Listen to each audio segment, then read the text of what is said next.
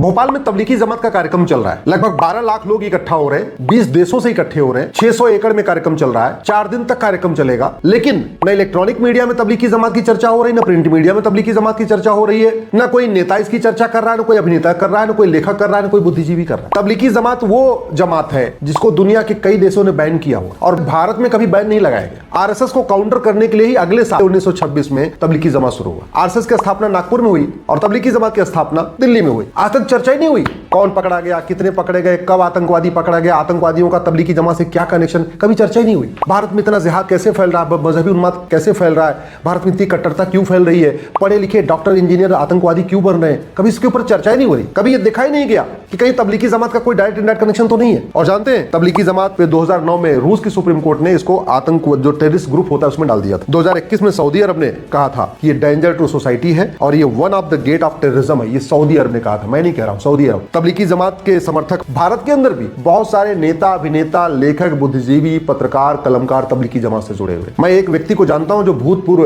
Cabinet केंद्रीय मंत्री हैं, वो तबलीगी जमात के लीगल एडवाइजर है। एक स्टैंड अप कॉमेडियन है, हालांकि उसमें 2-4 जगह उसमें कुछ थप्पड़ उप्पड़ भी पड़ा, कई जगह उसका बैन भी हुआ है। अभी यंग लड़का है, वो तबलीगी जमात से जुड़ा हुआ है। तो भारत में सब तबलीगी जमात की तरफ जुड़ते जा रहे हैं। और फिर अगर इस्लामिक देश बैन लगा सकते हैं तो भारत में ऐसे संगठन के ऊपर बैन क्यों नहीं लगना चाहिए अगर वो रेडिकलाइज कर रहा है तो।